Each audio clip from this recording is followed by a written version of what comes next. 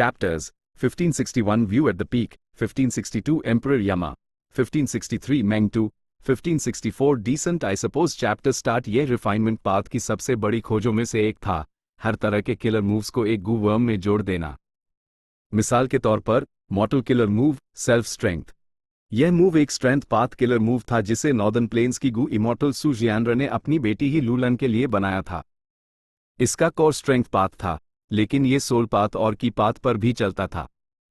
जब इसे एक्टिवेट किया जाता तो ये एक इंसानी परछाई पैदा कर सकता था।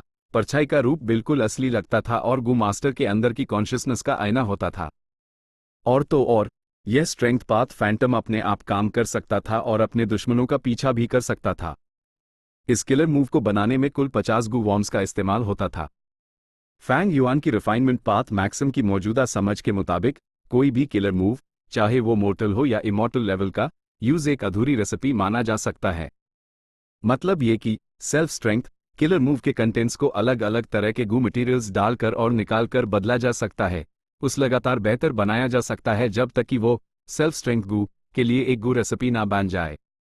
जब गू रेसिपी परफेक्ट हो जाती है और सेल्फ स्ट्रेंथ गू रिफाइन हो जाता है, तो सिर्फ इस एक गू वर्म को एक्टिवेट करने से एक स्ट्रेंथ पाथ फैंटम पैदा हो सकता है। इसके फायदे तो दिन की रोशनी की तरह साफ थे। एक किलर मूव का एक गू वर्म में कंडेंस हो जाना इस्तेमाल होने वाले गू वॉर्म्स की संख्या को सिर्फ एक कर देता था।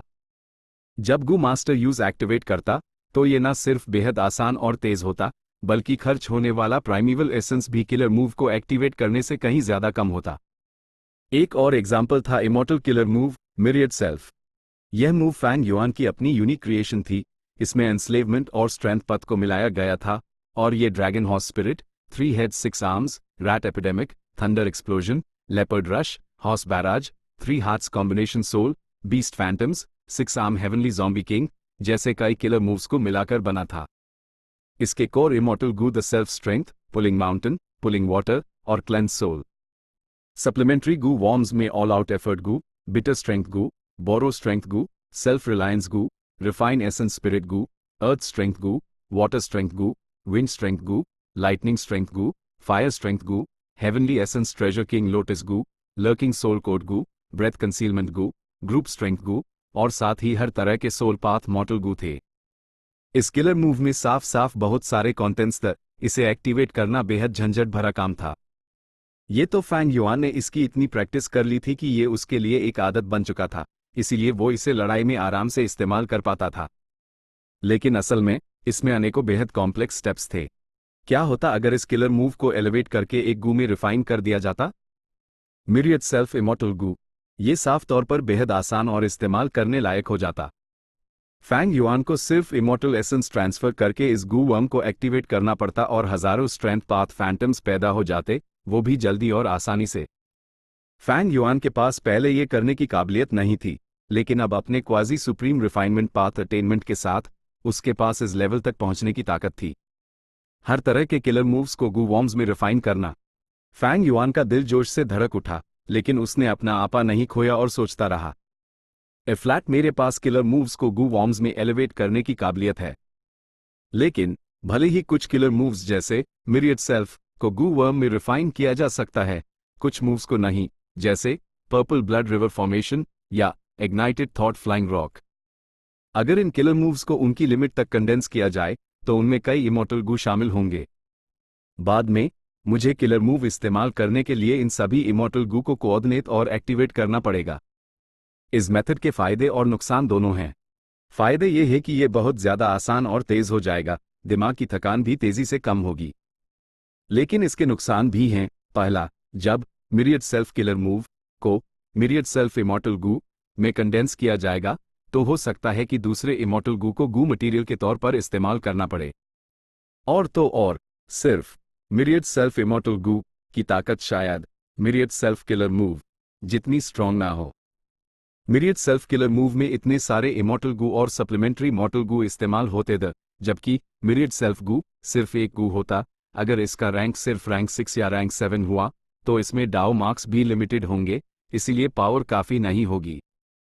एक और बात यह है कि जब सिर्फ एक गू वर्म इस्तेमाल होता है तो यूज काउंटर करना आसान हो जाता है। किलर मूव्स कॉम्प्लिकेटेड होते हैं, लेकिन उन्हें दूसरों के लिए डिड्यूस करना और समझना भी उतना ही मुश्किल होता है। किलर मूव्स को लगातार एडजस्ट और एलिवेट भी किया जा सकता था। For example, myriad self killer move के variation moves the strength path, giant hand और रिवर्स फ्लो प्रोटेक्शन सील। लेकिन मिरियड सेल्फ गू में आगे एलिवेट होने की पोटेंशियल नहीं होगी। ऑफ कोर्स, किलर मूव्स को गू वर्म में एलिवेट करने के ओवरऑल फायदे अब भी कहीं ज्यादा हैं। सिर्फ इसलिए क्योंकि गू को ओरिजिनल किलर मूव के कोर के तौर पर वैसे भी इस्तेमाल किया जा सकता है, उसकी पावर बढ़ाने के लिए और उस आसानी से डिड्यूस होने से बचाने के लिए भी। भले हाई रिफाइनमेंट प्रोसेस के दौरान कुछ इमॉर्टल गू को गू मटेरियल्स के तौर पर इस्तेमाल करना पड़े, मैं उन्हें दोबारा रिफाइन कर सकता हूं। ये काबिलियत फैंग युआन के लिए बेहद मददगार साबित होगी। पहले मिरियड सेल्फ को ही देख लो। फैंग युआन का रिवर्स फ्लो प्रोटेक्शन सील इसी किलर मूव का एक वेरिएशन मूव था। शुरू से ही फैंग युआन के लिए रिवर्स फ्लो प्रोटेक्शन सील को एक्टिवेट करना बेहद मुश्किल काम था। इसके लिए तैयारी में वक्त लगता था क्योंकि इसके प्रोसीजर्स बहुत कॉम्प्लिकेटेड थी, और अगर जरा सी भी गलती हो जाती तो किलर मूव फेल हो जाता और उल्टा उसी पर असर करता। लेकिन अगर उसके पास मिरियड सेल्फ इमॉर्टल गू होता तो Fang Yuan reverse flow protection seal को मॉडिफाई कर सकता था, उसके स्टेप्स को काफी सिंप्लीफाई कर सकता था और उस बहुत तेजी से एक्टिवेट कर सकता था। इससे उसकी बैटल स्ट्रेंथ एक और लेवल ऊपर चली जाती। फैंग युआन के पास बहुत सारे किलर मूव्स थी, लेकिन जिन्हें वो अक्सर इस्तेमाल करता था वो कम थे। मिरियड सेल्फ को कंडेंस और एलिवेट किया जा सकता था। पर्पल थॉट परसेप्शन स्टारलाइट को कई इमॉर्टल गू में कंडेंस किया जा सकता था। एंशिएंट स्वॉर्ड ड्रैगन ट्रांसफॉर्मेशन को भी एक गू वर्म में कंडेंस किया जा सकता था। तब तक मिरियड सेल्फ इमॉर्टल गू और एंशिएंट स्वॉर्ड ड्रैगन इमॉर्टल गू के साथ वो सिर्फ डू इमॉर्टल गू का इस्तेमाल करके किलर मूव मिरियड ड्रैगन चला सकता था। Divination tortoise transformation, self cleansing killer move, 180 slaves, enslavement after victorious fight और भी कई मूव्स को कंडेंस और एलिवेट किया जा सकता था। जैसे जैसे फैंग युआन इस सब्जेक्ट पर गहराई से सोचता गया, अचानक उसे एक और इंसाइट मिली। रुको, चाहे किलर मूव्स हो या गू रिफाइन करना, दोनों हाई असल में डाउ का इस्तेमाल हैं। क्या मेरा reverse flow protection seal reverse flow river का इस्तेमाल नहीं कर रहा है? और क्या स्पेक्ट्रल सोल डेमन वेनरेबल का ऑडली वेल सिटी वेल का इस्तेमाल नहीं कर रहा था? सिटी वेल और रिवर्स फ्लो रिवर गू वॉर्म्स नहीं हैं, तो उन्हें इस्तेमाल क्यों किया जा सका? क्या इसलिए नहीं कि वो हेवन एंड अर्थ के सक्लूडेड डोमेन्स हैं, जिनमें भारी मात्रा में डाउ मार्क्स हैं जिन्हें हम इस्तेमाल करते हैं? फैंग युआन ने फिर सोचा, गू वॉर्म्स को पालना, इस्तेमाल करना और रिफाइन करना, सबका आधार डाउ ही था। गू कल्टिवेशन के बहुत सारे paths the fire path, water path, metal path, wood path, strength path, wisdom path, soul path, rule path, poison path, theft path. ये सारे पाथ्स गू को पालने, इस्तेमाल करने और रिफाइन करने से जुड़े हैं, सब डाउ से जुड़े हैं। ये असल में एक तरह का डाउ है जो हमें हेवन एंड अर्थ से जोड़ता है। अचानक गू कल्टिवेशन वर्ल्ड का सबसे क्लासिक फ्रेज फैंग युआन के दिमाग में आया। इंसान सभी जीवों की रूह है, गू जन्नत और जमीन का सार हैं। इस फ्रेज की इतनी गहरी समझ फैंग युआन को आज से पहले कभी नहीं हुई थी। मेन किलर मूव्स को कंडेंस और एलिवेट करके गू वॉर्म्स में बदलना चाहता हूं। मुझे गू वॉर्म्स निकालने होंगे, गू मटेरियल्स डालने होंगे और उन्हें एक में मिलाना होगा। इमॉर्टल गू ग्रेट डाउ के टुकड़े हैं, गू मटेरियल्स डाउ मार्क्स का जमाव हैं। जब तक पथ एक ही है, उन्हें एक दूसरे की जगह इस्तेमाल किया जा सकता है। रिवर्स फ्लो प्रोटेक्शन सील और ऑर्डरली वेल जैसे किलर मूव्स के एक्टिवेट होने की वजह यह है कि रिवर्स फ्लो रिवर और सिटी वेल में इतनी भारी मात्रा में डाउ मार्क्स हैं कि वो गू वॉर्म्स की जगह ले सकते हैं। इस नज़र से देखा जाए तो यह दोनों किलर मूव्स असल में किलर मूव्स से आगे बढ़कर गू रेसिपीज बन चुके हैं। जैसे जैसे फैंग युआन सोचता गया, उसके पहले के कई सवाल साफ साफ सॉल्व होते गए। रिफाइनमेंट पाथ असल में काफी स्पेशल था। भले ही ये एक पथ था, लेकिन यह हर पथ से जुदा हुआ था। एक क्वाजी सुप्रीम ग्रैंड मास्टर बनने से मिली समझ फैंग युआन की किसी भी दूसरे पथ की उपलब्धि से कहीं ज्यादा बड़ी और गहरी थी। सोचो तो, मैं डांग माउंटेन को रिस्टोर करने के लिए लैंडस्केप एज बिफोर इमॉर्टल गू का इस्तेमाल कर रहा हूं। ऊपर से देखने पर लगता है कि मैं एक गू वर्म का इस्तेमाल कर रहा हूं, लेकिन इसे landscape as before killer move का इस्तेमाल भी माना जा सकता है। हर किलर मूव को एक अधूरी गू रेसिपी माना जा सकता है, इसलिए दूसरे एंगल से ये भी गू रिफाइनमेंट हाई है। फर्क सिर्फ इतना है कि मैं जो रिफाइन करने की कोशिश कर रहा हूं वो एक गू वर्म नहीं, बल्कि एक रैंक 9 इमॉर्टल मटेरियल है, डांग माउंटेन। फैंग युआन सिर्फ रैंक 7 का था, लेकिन वो रैंक 9 इमॉर्टल मटेरियल रिफाइन कर सकता था। यहां जरूरी चीज ऑडली वेल किलर मूव थी, जो स्पेक्ट्रल सोल डेमन वेनरेबल का मेथड था। और यूएस वक्त स्पेक्ट्रल सोल डेमन वेनरेबल ने डांग माउंटेन पर जो ऑडली वेल किलर मूव इस्तेमाल किया था वो रैंक 9 लेवल का था। इस बात को समझते ही फैंग युआन को डांग माउंटेन को रिस्टोर करने के लिए तुरंत कई नए आइडियाज आ गए। डांग माउंटेन को रिस्टोर किया जा सकता है, इसे रिवर्स फ्लो रिवर की तरह कोर के रूप में इस्तेमाल करके एक इमॉर्टल किलर मूव भी बनाया जा सकता है। ओ, मैं समझ गया। स्पेक्ट्रल सोल के ट्रू इनहेरिटेंस में रिकॉर्ड किया गया सोल कल्टिवेशन का peak 3-headed 1000 arms demon soul, क्या वो एक artificial secluded domain of heaven and earth नहीं है? और थीविंग हेवन डेमन वेनरेबल का rank 9 killer move ghostly concealment में अनेकों डाउ मार्क्स एक साथ काम करते हैं और बिना किसी इमॉर्टल एसेंस के लगातार चल सकते हैं, ये भी एक artificial secluded domain of heaven and earth है। ए फ्लैट तक फैंग युआन समझ नहीं पाया था कि गोस्टली कंसीलमेंट को इमॉर्टल एसेंस की जरूरत क्यों नहीं पड़ती थी और वो हमेशा काम करता रहता था। लेकिन अब यूज एहसास हुआ। क्या डांग माउंटेन को इमॉर्टल एसेंस की जरूरत थी? नहीं। क्या लुओपो वैली को इमॉर्टल एसेंस की जरूरत थी? बिल्कुल नहीं। स्पेक्ट्रल सोल ने जबरदस्ती ए फाटन और मुसीबतों का सामना किया, भले ही उसने किलर मूव्स को एक्टिवेट करने के लिए इमॉर्टल एसेंस का इस्तेमाल किया, लेकिन असल में उस अपनी बेहद शक्तिशाली बैटल स्ट्रेंथ के लिए इमॉर्टल एसेंस की जरूरत नहीं थी। लेकिन इसका मतलब ये नहीं था कि हर तरह के डाउ मार्क्स को बस एक साथ जमा करके हेवन एंड अर्थ का सक्लूडेड डोमेन बनाया जा सकता है, या गोस्टली कंसीलमेंट जैसा किलर मूव बनाया जा सकता है। डाउ मार्क्स को एक दूसरे के साथ कोऑर्डिनेट करने की जरूरत थी। क्या ये कोऑर्डिनेशन गू रिफाइनमेंट हाई नहीं था? जरूरी गू मटेरियल्स को चुनकर इस्तेमाल करना पड़ता है। क्या ये गू को पालना नहीं था? जरूरी फूड मटेरियल्स को एक खास स्टैंडर्ड का होना चाहिए। क्या ये गू का इस्तेमाल नहीं था? गू वॉर्म्स के बीच का कोऑर्डिनेशन डाउ मार्क्स के बीच का कोऑर्डिनेशन हाई था। फैंग युआन काफी देर तक गहराई से सोचता रहा, फिर धीरे धीरे अपनी आंखें खोली। 3 दिन और 3 रात बीत चुके थे। उसने कुछ ही घंटों में रिफाइनमेंट पाथ ट्रू मीनिंग को अब्जॉर्ब कर लिया था, लेकिन उसकी समझ ने 3 दिन और 3 रात ले लिए। फैंग युआन की काली आंखें तेजी से चमक रही थीं, वो अब और भी ज्यादा गहरा और रहस्यमय लग रहा था। तुम? फैंग युआन की आंख में देखकर लंग या लैंड स्पिरिट झटके से अनिश्चित हो गया। क्या हुआ? फैंग युआन ने पूछा। लैंग या लैंड स्पिरिट ने आह भरी।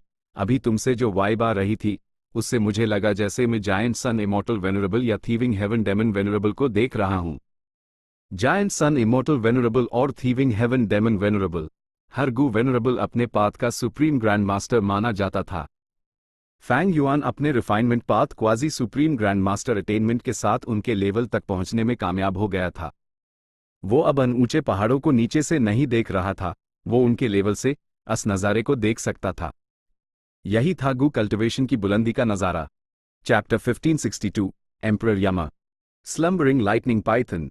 लैंग या लैंड स्पिरिट ने जोर से चिल्लाया। अगले हाइपैल बिजलियां चमकी और एक दूसरे से जुड़ने लगी, एक बड़े से ड्रैगन जैसे लाइटनिंग पाइथन में बदल गई। बिजली यांग थी, पाइथन यिन था। लाइटनिंग पाइथन में यिन और यांग दोनों इससे न सिर्फ बिजली की जंगली फितरत काबू में आई, बल्कि उसमें थोड़ी नरमी भी आ गई थी। नतीजा ये हुआ कि लाइटनिंग पाइथन खूंखार नहीं, बल्कि सुंदर और प्यारा लग रहा था। वो टेढ़े मधे अंदाज में चल रहा था, धीरे धीरे एक पहाड़ जैसे हाथी की शक्ल के पत्थर के चारों तरफ लिपट रहा था। पाइथन लगातार यूएस पत्थर को कुचलकर बारीक पाउडर में बदल रहा था। रिफाइनमेंट पाथ में इमॉर्टल मटेरियल्स से निपटने के लिए 4 सबसे मजबूत इमॉर्टल किलर मूव्स माने जाते थे। उनमें से एक था slumbering lightning python. Lang Ya land spirit long hair ancestor से बना था, इसीलिए उससे इन चीजों में कमाल की महारत हासिल थी। इस किलर मूव को रैंक 8 रिफाइनमेंट पाथ इमॉर्टल गू का इस्तेमाल करके रैंक 8 तक बढ़ाया गया था। वो इस rank 8 immortal material elephant armour mountain को रैंक 8 स्लम्बरिंग लाइटनिंग पाइथन के बिना प्रोसेस नहीं कर सकते थे। यह इंफॉर्मेशन पाथ का एक इमेमोरियल इमॉर्टल मटेरियल था। लैंग या लैंड स्पिरिट कई घंटों से इमॉर्टल मटेरियल्स प्रोसेस कर रहा था। 10 से ज्यादा रैंक 8 इमॉर्टल मटेरियल्स पहले हाई प्रोसेस हो चुके थे। इन मटेरियल्स को अलग अलग कैटेगरीज में बांटा गया था और सभी इंफॉर्मेशन पाथ के थे। स्लम्बरिंग लाइटनिंग पाइथन धीरे धीरे गायब हो गया। एलिफेंट आर्मर माउंटेन पूरी तरह से बारीक पाउडर में बदल चुका था। वो पाउडर दूसरे इमॉर्टल मटेरियल्स के साथ मिल गया और लंग या लैंड स्पिरिट के तरीकों से वो सब एक लगातार घूमते हुए रंगीन भंवर में बदल गए। हो गया तुम इमॉर्टल फॉर्मेशन रोक सकते हो। लैंग या लैंड स्पिरिट ने राहत की सांस ली, वो बहुत थक चुका था। तुरंत ही एक हेरी मैन गू इमॉर्टल ने रिफाइनमेंट पाथ इमॉर्टल फॉर्मेशन को हटा दिया। इमॉर्टल फॉर्मेशन के हटेते हाय अस रंगीन भंवर का ऑरा फैलने लगा। दूर खड़ा विजडम गू एक ऐसी बिल्ली की तरह था जिसे मछली की महक आ गई हो। वो उड़कर आया और सीधा इस भंवर में कूद गया, जैसे नशे में हो। तो विजडम गू की ऐसी भी आदत है, फैंग युआन ने एकदम प्रभावित होकर कहा। कहावतों के मुताबिक विजडम गू की रेसिपी में बहुत सारे इंफॉर्मेशन पाथ इमॉर्टल मटेरियल्स होते हैं। कुदरत में एक जंगली विजडम गू सिर्फ उन्हीं जगहों पर अपना एडवांसमेंट पूरा कर सकता है जहां इंफॉर्मेशन पाथ डाउ मार्क्स भरे पड़े हों, लैंग या लैंड स्पिरिट ने बताया। फैंग युआन तुरंत समझ गया। विजडम गू की गू रेसिपी ना तो स्पेक्ट्रल सोल के ट्रू इनहेरिटेंस में थी और ना हाइलंग या के ट्रू इनहेरिटेंस में। सिर्फ हेवनली कोर्ट के पास कुछ रिकॉर्ड्स थे। फैंग युआन विजडम गू को कंट्रोल नहीं कर सकता था, लेकिन वो इस रंगीन भंवर के ढेर को दूर से हिला सकता था। जहां तक 4000 साल से ज्यादा लाइफ स्पैन वाले गू का सवाल था, उसने उन्हें रिफाइनमेंट पाथ ट्रू मीनिंग के बाद जमा कर लिया था। मुझे पहले सुप्रीम एल्डर को खुद तकलीफ देनी पड़ी, मैं ये कर्ज धीरे धीरे चुका दूंगा, फैंग युआन ने लंग या लैंड स्पिरिट से बहुत सच्चे दिल से कहा। भले हाई विजडम गू को हिलाने का तरीका आसान था, लेकिन इसकी कीमत कुछ कम नहीं थी। कई रैंक 8 इमॉर्टल मटेरियल्स को मिलाकर ये टेम्पररी रंगीन भंवर बनाया गया था, और ये भंवर थोड़ी ही देर में धीरे धीरे गायब हो जाएगा। इसका काम विजडम गू को जगह बदलने के लिए धोखा देने के अलावा और कुछ नहीं था। ये खर्चा जाहिर है फैंग युआन उठा रहा था। लैंग या लैंड स्पिरिट से बात करने के बाद दोनों इस बात पर राजी हुए कि फैंग युआन फिलहाल के लिए खर्चा उधार रखेगा और तुरंत पैसे नहीं देगा। आखिरकार फैंग युआन अभी अभी एक जोरदार लड़ाई से गुजरा था, उससे अपने इमॉर्टल एसेंस रिजर्व्स को भरने की सख्त जरूरत थी। यह फैंग युआन के स्टेटस के बढ़ने की वजह से भी था। इससे पहले उस इतने बड़े फायदे नहीं मिलते, लेकिन अब जब उसने थंडर गोस्ट ट्रू मोनार्क की धुलाई कर दी थी, तो लैंग या लैंड स्पिरिट से बातचीत और सौदा करने में उसका पलड़ा भारी था। वक्त कम है, मैं फौरन क्लोज्ड कल्टिवेशन में जा रहा हूं और अपनी पूरी ताकत लगाकर जल्द से जल्द इस मुसीबत से निकलने का रास्ता ढूंढूंगा, फैंग युआन ने कहा। ठीक है, तो मैं तुम्हें डिस्टर्ब नहीं करूंगा। लैंग या लैंड स्पिरिट की ईर्ष्या में खुशी चमकी, उसकी थकावट काफी कम हो गई। फैंग युआन अपने क्लाउड सिटी लौट गया। फंग जियोगे के ग्रुप ने लंग या ब्लेस्ड लैंड पर हमला किया था और कई क्लाउड सिटीज पर कब्जा कर लिया था, लेकिन किस्मत से फैंग युआन का क्लाउड सिटी इस आफत से बच गया था और अब भी सुरक्षित था। ये शायद फैंग युआन की मजबूत किस्मत से भी जुदा हो सकता है। फैंग युआन क्लोज्ड कल्टिवेशन में चला गया। दूसरे वेरिएंट ह्यूमन गू इमॉर्टल्स उसके करीब आना चाहते थे, लेकिन फैंग युआन ने किसी से भी मुलाकात नहीं की, स्नोमैन रेस के लोगों से भी नहीं। सॉवरन इमॉर्टल एपर्चर के अंदर immortal killer move, strength reversing life and death. यह मूव एक स्ट्रेंथ पाथ किलर मूव है। ये मेरे टाइम पाथ क्लोन के लिए ज्यादा अच्छा नहीं है, मुझे आगे चलकर इससे टाइम पाथ में बदलना होगा। फैंग युआन का टाइम पाथ क्लोन तुरंत एक इमॉर्टल ज़ॉम्बी में बदल गया और विजडम गू के सामने पहुंच गया। थोड़ी देर बाद विजडम गू से विजडम की रोशनी फूट पड़ी। फैंग युआन का टाइम पाथ क्लोन पालथी मारकर बैठ गया और विजडम की रोशनी में तेजी से सोचने लगा। फंग जियोगे के ग्रुप द्वारा लंग या ब्लेस्ड लैंड में छोड़े गए डाउ मार्क्स का मुद्दा फैंग युआन ने साइड में रख दिया। लैंग या ब्लेस्ड लैंड की सुरक्षा और अपनी सुरक्षा की तुलना में उसकी अपनी सुरक्षा ज्यादा जरूरी थी। अभी सबसे जरूरी चीज यमा को एलिवेट करना है। वर्ण जैसे हाइमेन ब्लेस्ड लैंड से बाहर निकला, यमा को मेंटेन करने का इमॉर्टल एसेंस का खर्च सच में बहुत ज्यादा होगा। अगर यमा एलिवेट नहीं हुआ तो फैंग युआन एक बेहद पैसिव सिचुएशन में फंस जाएगा। अगर उसकी लोकेशन पता चल गई और हेवनली कोर्ट ने डिडक्शंस करना जारी रखा, तो उन्हें और भी ज्यादा राज पता चलेंगे जो फैंग युआन बिल्कुल नहीं चाहता था। पहले फैंग युआन ने सोचा था कि हेवनली कोर्ट के डिडक्शंस को रोकने के लिए गोस्ट ऑफिशियल गारमेंट को गोस्टली कंसीलमेंट की पावर के साथ इस्तेमाल करना ज्यादा बेहतर होगा। किलर मूव यमा उसकी कोशिशों का एक सफल नतीजा था, लेकिन अब हेवनली कोर्ट के पास फैंग युआन के बारे में बहुत सारे क्लूज दी। अभी का यमा उस बचाने के लिए काफी नहीं था। यह डिडक्शन 1 महीने से ज्यादा चला। ऑफ कोर्स विजडम की रोशनी पूरे वक्त इस्तेमाल नहीं की गई। पूरा प्रोसेस ज्यादातर स्मूथ चला, क्योंकि फैंग युआन थेफ्ट पाथ में ग्रेट ग्रैंड मास्टर अटेनमेंट रखता था, रिफाइनमेंट पाथ में क्वाजी सुप्रीम और use ghostly concealment, ghost official garment और दूसरे किलर मूव्स पर भी अच्छी पकड़ थी। प्रोसेस थोड़ा धीमा इसलिए हुआ क्योंकि उसकी सोल पाथ अटेनमेंट थोड़ी कम थी। सबसे बड़ी मुश्किल मिड लेट स्टेज में आई, लेकिन वो भी फैंग युआन के रैंक 8 इमॉर्टल गू सोल बीस्ट टोकन को ऐड करने के बाद सॉल्व हो गई। किलर मूव यमा में एक बड़ा बदलाव आया। फैंग युआन ने इसका नाम बदलकर एम्परर यमा रख दिया। एम्परर यामा के 4 मुख्य हिस्से थे: ghostly concealment, ghost official garment, soul beast token और मिरियड सेल्फ। भले ही मैंने एम्परर यमा डेड्यूस कर लिया है, लेकिन ये सिर्फ एक शुरुआती वर्जन माना जा सकता है। मुझे इससे एक्टिवेट करना होगा और लगातार एडजस्ट करना होगा। मेरा ये बॉडी इसका चार्ज लेगा। जहां तक क्लोन का सवाल है, वो फंग जियोगे द्वारा छोड़े गए डाओ मार्क से निपटने का तरीका डिड्यूस करना जारी रखेगा। बस इसी तरह फैंग युआन लगभग आधे महीने तक लंग या ब्लेस्ड लैंड में रहा। फैंग युआन आखिरकार अपने क्लोज्ड कल्टिवेशन से बाहर आया। उसका क्लोन पहले ही अपना डिटेक्शन टास्क पूरा कर चुका था। फैंग युआन ने फंग जियोगे के छोड़े हुए डाओ मार्क्स की प्रॉब्लम को सॉल्व करने का तरीका ढूंढ लिया था। उसने ये तरीका लैंग या लैंड स्पिरिट को दिया। इससे देखते ही उसके चेहरे का रंग बदल गया। उसने हेवनली कोर्ट की मक्कार चालबाजी को कोसना शुरू कर दिया। पता चला कि अगर इन डाउ मार्क्स को हटाने के लिए रिफाइनमेंट पाथ मेथड्स का इस्तेमाल किया जाता तो ये उल्टा अन डाउ मार्क्स की मदद करता। किलर मूव सेल्फ क्लेंजिंग भी बेकार था। हेवनली कोर्ट सोल पाथ में स्पेक्ट्रल सोल डेमन वेनरेबल का मुकाबला नहीं कर सकता था, लेकिन उनका रिफाइनमेंट पाथ फाउंडेशन लैंग या सेक्ट से कम नहीं था। आखिरकार रिफाइनमेंट पाथ के 3 सुप्रीम ग्रैंड मास्टर्स में से सिर्फ लॉन्ग हेयर एंसेस्टर एक हेरी मन था, जबकि बाकी 2 इंसान और उनकी ज्यादातर इनहेरिटेंसेस हेवनली कोर्ट ने इकट्ठी कर ली थी। फैंग युआन एक क्वाजी सुप्रीम ग्रैंड मास्टर था। उसने इस साजिश को समझ लिया और इससे निपटने का सबसे आसान तरीका भी बता दिया। फैंग युआन इन डाउ मार्क्स से जल्दी निपट सकता था जब लंग या ब्लेस्ड लैंड को रिलोकेट किया जाता। दूसरे तरीकों में 10 साल से ज्यादा लगते। तो सवाल वापस वहीं आ गया, लंग या ब्लेस्ड लैंड का रिलोकेशन। हम क्या करें? शायद हेवनली कोर्ट ने जानबूझकर यह अरेंजमेंट किया है ताकि हमें ब्लेस्ड लैंड रिलोकेट करने पर मजबूर किया जा सके। लैंग या लैंड स्पिरिट बहुत चिंतित था। फैंग युआन को भी यही चिंता थी। हेवनली कोर्ट ने इस दौरान कोई हरकत नहीं की थी, लेकिन इसका मतलब ये नहीं था कि उन्होंने हार मान ली थी। ज्यादा आसार थे कि उन्होंने पहले से ही तैयारियां कर ली थीं और बस लंग या ब्लेस्ड लैंड के अपनी लोकेशन जाहिर करने का इंतजार कर रहे थे। लेकिन अगर वो रिलोकेट नहीं करते तो हेवनली कोर्ट इस जगह को देर सवेर ढूंढ ही लेता। लगता है हमें रिलोकेट करने की तैयारी करनी ही पड़ेगी। यह मिरियड सेल्फ इमॉर्टल गू की रेसिपी है।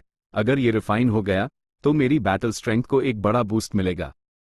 फैंग युआन ने कहते हुए लंग या लैंड स्पिरिट को एक गू रेसिपी दी। ये उसके हाल ही के डिडक्शन का नतीजा था। अपने refinement path quasi supreme grand master attainment का इस्तेमाल करते हुए फैंग युआन को विश्वास था कि यह पहले से ही सबसे बेहतरीन रेसिपी थी। मिरियड सेल्फ इमॉर्टल गू, लैंग या लैंड स्पिरिट का ध्यान तुरंत यूएस तरफ खींच गया। भले ही उसका ऑब्सेशन पिछले लैंड स्पिरिट से अलग था, लेकिन आखिरकार वो लॉन्ग हेयर एंसेस्टर से हाई बना था। अगर तुम्हारी इमॉर्टल गू रेसिपी रिफाइन हो गई तो ये कम से कम रैंक 7 की होगी। लेकिन कई इमॉर्टल मटेरियल सेक्ट के स्टोरेज में कम मात्रा में हैं। उन्हें ट्रेजर येलो हेवन से भी कम समय में खरीदना मुश्किल होगा। लैंग या लैंड स्पिरिट ने एक फीकी मुस्कान के साथ कहा, फिकर नॉट, मैं इन इमॉर्टल मटेरियल्स को खुद जमा करूंगा। फैंग युआन ने अपना हाथ हिलाया, एक हल्की सी मुस्कान दी। उसकी निगाहें गहरी और अजीब थी। नए एम्परर यमा किलर मूव के साथ उसने इस मौके का इस्तेमाल इस मूव की ताकत को एक असली लड़ाई में टेस्ट करने का इरादा किया था। Chapter 1563 Meng Tu northern icy plain के साउथ ईस्ट में, इंकमन सिटी के नॉर्थ में, जहरीले घास के मैदान के नॉर्थ वेस्ट में और मेंग कबीले के बिल्कुल साउथ में एक जगह थी जिसका नाम था ऑटम ब्लेड प्लेन। ये एक खास जमीन थी जो कुदरती तौर पर बनी थी। ये सपाट थी और इस पर कोई घास नहीं उगती थी। मेंग टू ऑटम ब्लेड प्लेन में कदम दर कदम चल रहा था। वो लंबा और तगड़ा था और उसकी स्किन का रंग तांबे जैसा था। उसने एक आर्मर्ड वेस्ट पहनी हुई थी जिससे उसके कंधे दिख रहे थे। उसके पैंट्स ऊपर मुड़े हुए जिससे उसकी पिंडलियां दिख रही थीं। वो नंगे पांव चल रहा था। मैदान की कुदरती जमीन चाकुओं की तरह तेज थी। जैसे हाइमेंग टू इस चांदी जैसी मिट्टी पर चलता, ऐसा लगता जैसे वो चाकुओं के पहाड़ पर चल रहा हो, क्योंकि उसका हर कदम खून का निशान छोड़ जाता। लेकिन उसके चेहरे पर कोई बदलाव नहीं था। वो चुपचाप था। उसकी उंगली बैंड थिन और उसकी भावें थोड़ी सिकुड़ी हुई थीं, जैसे वो अपने दिमाग में किसी शंका पर सोच रहा हो। Autumn blade plane blade path dao marks से भरा हुआ है, जिससे कुदरती तौर पर अनेकों एज गू बनते हैं। मैं कई सालों से नंगे पांव आगे पीछे चल रहा हूं, लेकिन आखिर मुझ में क्या कमी है कि मैं अब भी अपने ब्लेड पाथ अटेनमेंट लेवल में ब्रेक थ्रू नहीं कर पा रहा हूं? ब्लेड पाथ एक बहुत छोटा पथ था। इसकी तुलना मेटल पाथ, फायर पाथ, अर्थ पाथ जैसे पाथ से नहीं की जा सकती थी। ब्लेड पाथ की बात करते वक्त स्वॉर्ड पाथ को नहीं छोड़ा जा सकता था। यह दोनों पाथ्स गहरे तौर पर जुड़े हुए थे और फिर भी एक दूसरे के विपरीत थे। क्योंकि इन दोनों पाथ्स की उत्पत्ति एक हाई थी, वो था एज गू। एज गू के बारे में लेस देन ग्रेटर देन में लिखा है, रेंजू ऑर्डिनरी अबिस में चल रहा था जहां कुछ जगहें दलदली थीं, कीचड़ में फंसना आसान था और बदबू बहुत तेज थी। कुछ जगहें कांतों से भरी थीं, हर तरफ तेज नुकीले सायरद। रेंजू को बहुत चोट लगी। जमीन के कुछ हिस्सों में एज गू भी थे। जब रेंजू जमीन पर कदम रखता, उसके तलवे तेज किनारों से जख्मी हो जाते, खून बहने से उसके घाव और बड़े हो जाते। जब वो चलता तो दर्द उसके अंदर तक महसूस होता। एज गू ब्लेड पाथ और स्वॉर्ड पाथ दोनों की शुरुआत था। कुदरत में बहुत से जंगली एज गू पैदा होते। The autumn blade plane 5 regions में से कुछ गिने चुने एज गू उत्पादन के क्षेत्रों में से एक था और इस पर सुपर फोर्स मैंग ट्राइब का कब्जा था। मैंग तू एक रैंक 7 गू इमॉर्टल था जो ब्लेड पाथ की कल्टिवेशन करता था और उसके पास पीक रैंक 7 बैटल स्ट्रेंथ थी। वो बचपन में एक जीनियस था और तेजी से बड़ा हुआ। नॉर्दर्न प्लेन्स के गू इमॉर्टल वर्ल्ड का एक मशहूर एक्सपर्ट बन गया और मिंग ट्राइब के स्तंभों में से एक था। कई साल पहले उसने कबीले के गू इमॉर्टल से एक रिक्वेस्ट की कि वो इस ऑटम ब्लेड प्लेन में रहना चाहता है। एक तरफ वो कबीले के इस जरूरी रिसोर्स पॉइंट की देखभाल कर सकता था और दूसरी तरफ वो ये अपनी कल्टीवेशन के लिए कर रहा था। उसका blade path quasi great grandmaster level पर अटका हुआ था। वो इस ऑटम ब्लेड प्लेन का इस्तेमाल करके, रेंजू की हरकतों की नकल करके सच में ग्रेट ग्रैंडमास्टर लेवल में कदम रखना चाहता था। लेकिन इन सालों में भले ही उससे कुछ फायदा हुआ, वो हमेशा एक पतले से पर्दे से ग्रेट ग्रैंडमास्टर बनने से रुका रहा। मेंग तू का इरादा पक्का था। उसने कई सालों तक नतीजे न मिलने के बाद भी हार नहीं मानी। ग्रेट ग्रैंडमास्टर रेल में ब्रेक थ्रू करना सच में बहुत मुश्किल है। कबीले के सुप्रीम एल्डर्स सब मेरी तारीफ करते थे कि मैं 1000 सालों में एक बार दिखने वाला ब्लेड पाथ जीनियस हूं, लेकिन सैकड़ों सालों के बाद भी मैं अभी तक सिर्फ क्वाजी ग्रेट ग्रैंडमास्टर लेवल पर हूं। भले ही मैंने यूएस पतले पर्दे को महसूस कर लिया है जो मुझे रोक रहा है और जो इतना करीब लगता है, लेकिन वो आसमान में बहुत दूर महसूस होता है और यूएस तक पहुंचना स्वर्ग में कदम रखने जितना मुश्किल है। लेकिन मुझे चलते रहना होगा। इस तरीके का ऐप भी कुछ असर है। किसी ना किसी दिन मैं जरूर एक ब्लेड पाथ ग्रेट ग्रैंडमास्टर बनूंगा। है? कौन है? ठीक उसी वक्त गू फॉर्मेशन जो पूरे ऑटम ब्लेड प्लेन को ढके हुए था, अचानक से टूट गया और साफ नीला आसमान दिखने लगा। एक शख्स जबरदस्त ऑरा के साथ नीचे उतरा, बिना एक लफ्ज कहे सीधा मेंग तू पर हमला कर दिया। इतनी हिम्मत! मेंग तू गुस्से में चिल्लाया। वो पीछे नहीं हटा, बल्कि एक नाइफ हैंड स्टांस के साथ पलटकर हमला किया। टक्कर से एक जोरदार आवाज हुई। हमलावर पहाड़ की तरह स्थिर रहा, जबकि मेंग तू यूएस ताकत से दूर जा गिरा। मेरा इमॉर्टल किलर मूव भले ही तेजी वाला ना दिखे, लेकिन इसकी सारी ताकत अंदर ही है। मेन रैंक 7 गो इमॉर्टल्स के आर्म डिफेंसेस को आराम से तोड़ सकता हूं।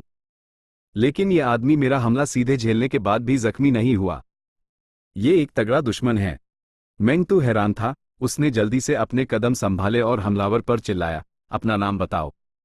तुम्हारी हिम्मत कैसे हुई मेरे मेंग ट्राइब के इलाके में घुसने की? हा। फैंग युआन दीवानों की तरह हंसा, एक बिल्कुल बदली हुई आवाज में बोला, मेंग तू, बिल्कुल तुम मुझे नहीं पहचानते, लेकिन इससे कोई फर्क नहीं पड़ता, क्योंकि मुर्दों को ज्यादा जानने की जरूरत नहीं होती। मिरियट सेल्फ इमॉर्टल गू की रेसिपी के लिए बहुत सारे एज गू की जरूरत थी, और सबसे जरूरी, उससे एक खास रैंक 7 इमॉर्टल मटेरियल चाहिए था जो ऑटम ब्लेड प्लेन के बहुत नीचे था, ड्रिंकिंग ब्लेड वाइन। यह वाइन कुदरती तौर पर नहीं बनती थी। यह एक अजीब चीज थी जो मेंग तू के खून के दागों से बनती थी, जो जमीन में गहरे उतर गए थे और इस जगह के ब्लेड पाथ डाउ मार्क्स के साथ मिल गए थे। फैंग युआन अपनी पहली जिंदगी की यादों से जानता था कि मेंग तू ने यहां blade path great grand master बनने के लिए कड़ी मेहनत की थी, लेकिन उससे वो मौका कभी नहीं मिल पाया। मेंग तू ब्रेक थ्रू करने में नाकाम रहा। उसने ब्लेड पाथ की अपनी समझ को गहरा करने के लिए रेंजू की नकल करते हुए अपने दिल में एजगू डाल लिए। उसने जो किलर मूव बनाया वो अधूरा था और उसके गंभीर साइड इफेक्ट्स द मेंग तू का दिमाग धीरे धीरे प्रभावित होने लगा और वो अक्सर एक पागल, दीवाने स्टेट में चला जाता था। मेंग तू भी जानता था कि यह आदर्श तरीका नहीं था, लेकिन वो लगातार इस पर अटल रहा, दूसरों से इसे छुपाता रहा। जब 5 रीजन्स की chaotic वॉर शुरू हुई, मिंग तू ने लड़ाइयों में हिस्सा लिया, लेकिन एक लड़ाई के दौरान साइड इफेक्ट शुरू हो गया। वो एक पागल, दीवाने स्टेट में चला गया, अपने हाई कबीले के गू इमॉर्टल्स को मार डाला। जब मिंग तू होश में आया, तो उसने सारे निशान छुपा दिए और साथ ही झूठे बहाने भी गाढ़े, इस बात को कबीले से छुपा लिया। लेकिन क्योंकि यह अचानक हुआ था, मिंग तू निशानों को पूरी तरह से मिटा नहीं पाया। नॉर्दर्न प्लेन्स के गो इमॉर्टल्स ने धीरे धीरे कुछ सुराग देखे और सच का पता लगा लिया। मेंगतू पर भारी दबाव था। हेवनली कोर्ट आया और उस चुपके से उकसाया। मेंगतू ने शुरू में खुशकिस्मती महसूस की और हेवनली कोर्ट का इस्तेमाल करके योगदान देकर अपनी गलतियों को सुधारना चाहा, लेकिन हेवनली कोर्ट उससे, एक ब्लेड पाथ गो इमॉर्टल से, कैसे धोखा खा सकता था? मेंगतू उल्टा हेवनली कोर्ट से धोखा खा गया। वो बार बार गलतियां करता गया जब तक उसके पास हेवनली कोर्ट की तरफ होने के अलावा कोई रास्ता नहीं बचा।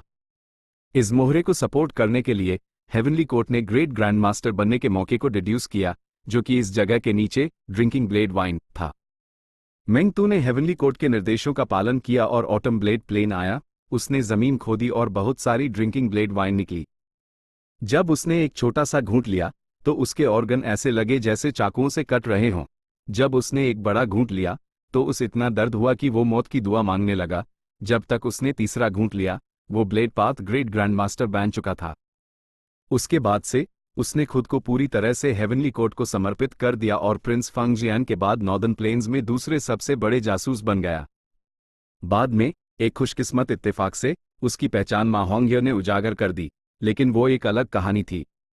फैंग युआन ने डिड्यूस करके कंफर्म कर लिया था कि इस जगह पर ड्रिंकिंग ब्लेड वाइन है। भले हाई क्वांटिटी ज्यादा नहीं थी, लेकिन उससे सिर्फ थोड़ी सी ही चाहिए थी।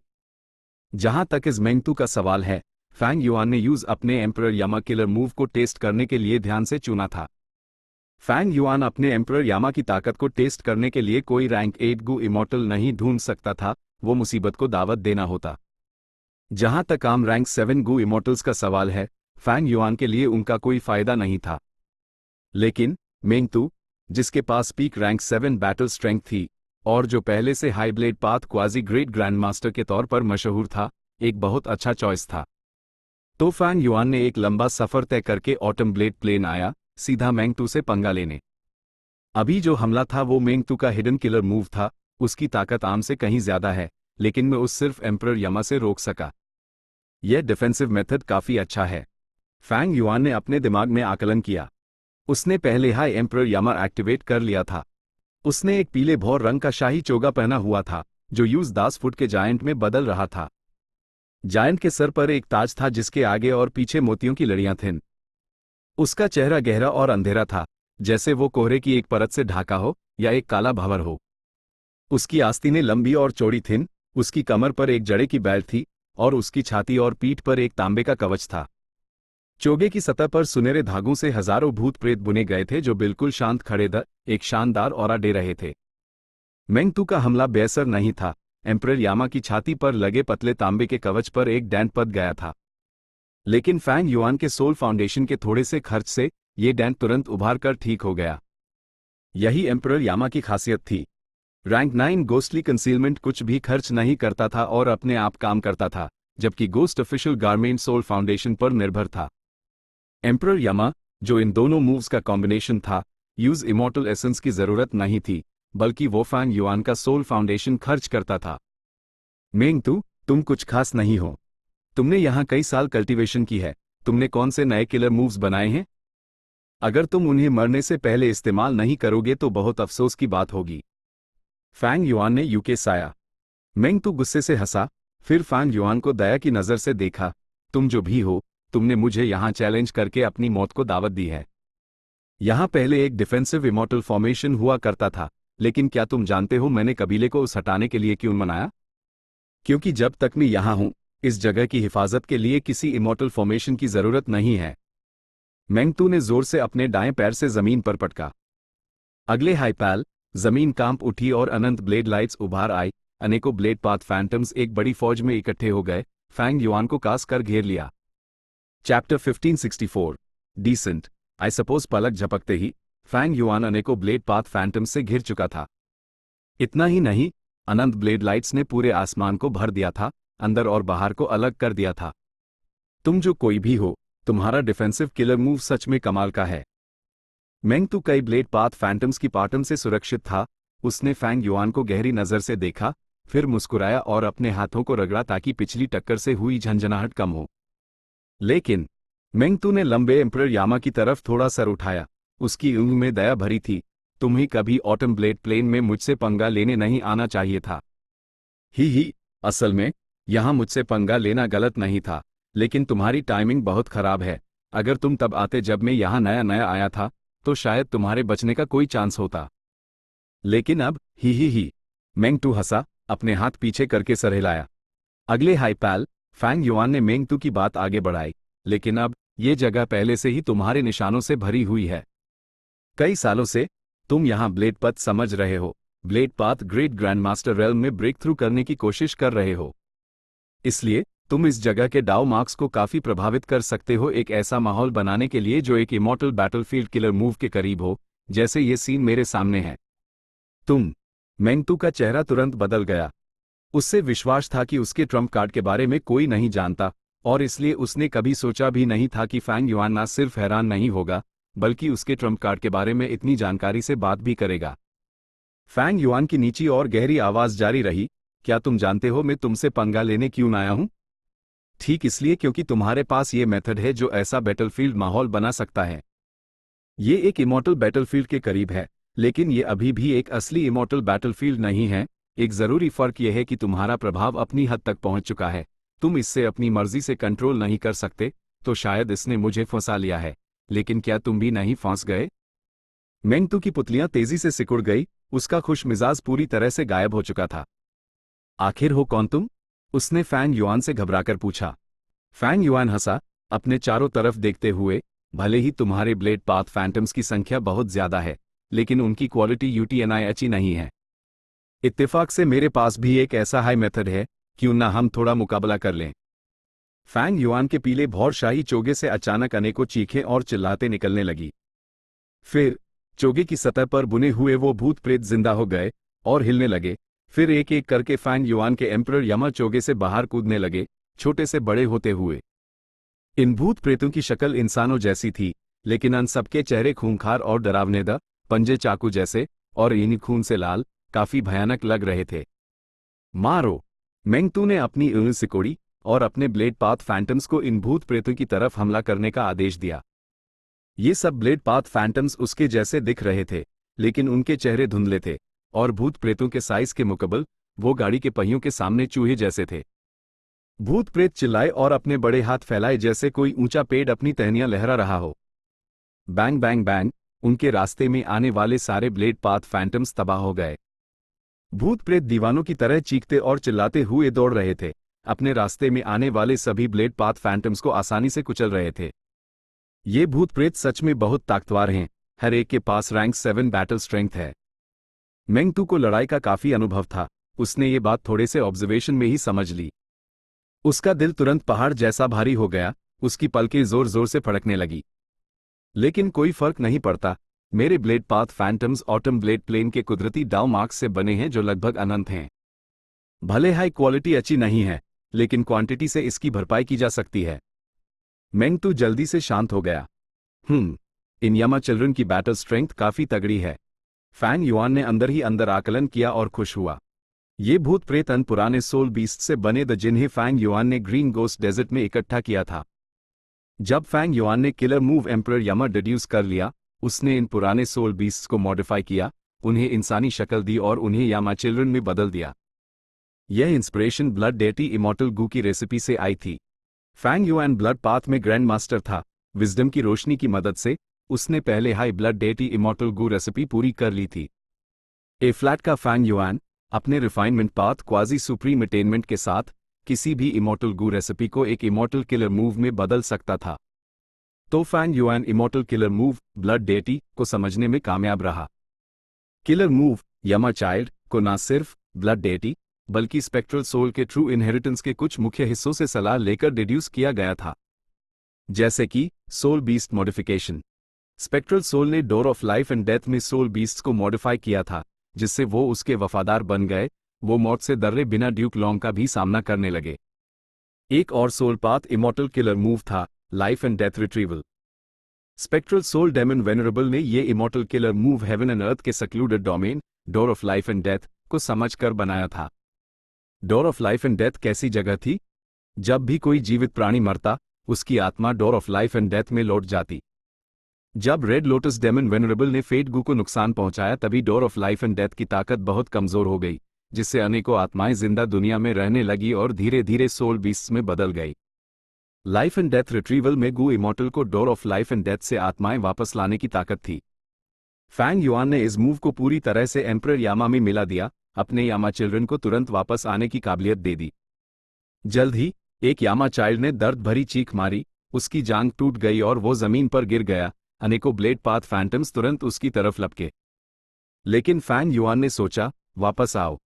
अगले हाइपैल, यह यामा चाइल्ड तुरंत कोहरे में बदल गया, जो उड़कर फैंग युआन के शाही चोगे में वापस चला गया। एक भूत की तस्वीर में बदल गया जो हिली नहीं, लेकिन जख्मों से भरा था और उसकी जान टूटी हुई थी। ये ऐसा भी कर सकता है? मेंग तू एक बार फिर हैरान रह गया। उसके हाथ जो उसने पीछे बांध रखे थे ढीले पड़ गए और उसकी फैंग युआन की तरफ देखने वाली नजर थोड़ी हैरत भरी हो गई। यह तो हद से ज्यादा अजीब था। मेंग तू ने क्वांटिटी पर भरोसा करके हर यामा चाइल्ड को मारने का इरादा किया था, लेकिन उसने सोचा भी नहीं था कि वो इस तरह वापस आ सकते हैं। सिद्धांतिक रूप से हर किलर मूव को समझा जा सकता था, लेकिन मेंग तू एक ब्लेड पाथ गू इमॉर्टल था, विजडम पाथ गू इमॉर्टल नहीं। भले ही वो एक विजडम पाथ गू इमॉर्टल होता, एम्परर यामा जैसे रैंक 8 किलर मूव के खिलाफ, जब तक वो विजडम पाथ का कोई बड़ा एक्सपर्ट ना हो, वो उस मौके पर कैसे समझ सकता था? फेरी जी वे भी उस मौके पर नहीं समझ सकती थी। रिवर्स फ्लो प्रोटेक्शन सील को डिड्यूस करते वक्त उससे लड़ाइयों से बार बार सुराग इकट्ठे करने पड़े थे। लगातार उन्हें जमा करने के बाद ही उस कुछ नतीजे माइल थे। फैंग युआन के एम्परर यामा का आधार गोस्टली कंसीलमेंट था। यह rank 9 killer move reverse flow river के बराबर का एक artificial secluded domain of heaven and earth था। मेंग तू उस कैसे तोड़ सकता था? मेंग तू यूज बिल्कुल डिड्यूस नहीं कर सकता था, वो सिर्फ अपनी हिम्मत जुटाकर फैंग युआन से लड़ाई जारी रख सकता था। लेकिन यामा चिल्ड्रन की संख्या सीमित थी। भले ही उन्होंने बहुत सारे ब्लेड पाथ फैंटम्स को मारा, जख्म इतने बढ़ गए कि फैंग युआन ने उन्हें वापस बुला लिया। बैटलफील्ड पर यामा चिल्ड्रन कम से कम होते जा रहे थे, जबकि ब्लेड पाथ फैंटम्स अनंत लग रहे थे। आखिरकार फैंग युआन के पास समय कम था, वो काफी सोल बीस्ट्स को मॉडिफाई नहीं कर पाया था। इस लड़ाई ने शायद ऑटम ब्लेड प्लेन के फाउंडेशन को आधे से ज्यादा कमजोर कर दिया है। मेंग तू का चेहरा उदास था। उससे जो कीमत चुकानी पड़ रही थी वो बहुत बड़ी थी, क्योंकि वो पूरे ऑटम ब्लेड प्लेन का, मेंग ट्राइब के भविष्य के फायदों का इस्तेमाल कर रहा था फैंग युआन के साथ एक घिसाने वाली लड़ाई में। लेकिन चाहे उससे कितना भी कुर्बान करना पड़े, मेंग तू फिर भी इस रणनीति पर अटल रहा। फैंग युआन के पिछले शब्दों ने उस सच में डरा दिया था। उसने पहले हाई फैंग युआन को अपनी जिंदगी का सबसे बड़ा दुश्मन मान लिया था, इसलिए वो सावधानी से हर उपलब्ध तरीके का इस्तेमाल कर रहा था फैंग युआन से निपटने के लिए। लेकिन ये भी वही था जो फैंग युआन अपने शब्दों से हासिल करना चाहता था। सिर्फ ये मेंग तू ही अपने एम्परर यामा किलर मूव को टेस्ट करने के लिए सबसे अच्छा पत्थर साबित हो सकता था। 10 से भी कम यामा चिल्ड्रन बचे दी और वो फैंग युआन के पास चौकस खड़े द, जबकि अनंत ब्लेड पाथ फैंटम्स एक लहर की तरह उनकी तरफ बढ़ रहे थे। रिकवरी की स्पीड ठीक ठाक है। फैंग युआन के चेहरे पर कोई बदलाव नहीं आया, वो शुरू से ही एक ही जगह पर खड़ा था, 1000 साल पुराने पेट की तरह स्थिर। ए फ्लैट तक पहला यामा चाइल्ड जिसे उसने अपने शाही चोगे में वापस बुलाया था, पूरी तरह से ठीक हो चुका था। जब सोल बीस्ट से मॉडिफाई हुए ये यामा चिल्ड्रन चोगे में वापस आते, तो वो अपने जख्मों से ठीक होने लगते। जाहिर है, इससे फैंग युआन का सोल फाउंडेशन खर्च होता था। इसमें गू रिफाइनमेंट की एक गहरी बात शामिल थी। यामा चाइल्ड अभी भी एक सोल बीस्ट था और उसकी हीलिंग, दूसरे नज़र से देखा जाए तो एक गू रिफाइनमेंट प्रोसेस जैसा था। अगर मेन इन ठीक हो चुके यामा चिल्ड्रन को बाहर निकालूं, तो पता नहीं मेंग तू का क्या चेहरा होगा। फैंग युआन अंदर ही अंदर मुस्कुराया, लेकिन उसने ऐसा नहीं किया, बल्कि एक दूसरा तरीका इस्तेमाल किया। चलो एम्परर यामा की ऑफेंसिव ताकत देखते हैं। अगले हाइपैल, फैंग युआन ने अंदर से पुकारा, सोल एक्सप्लोजन।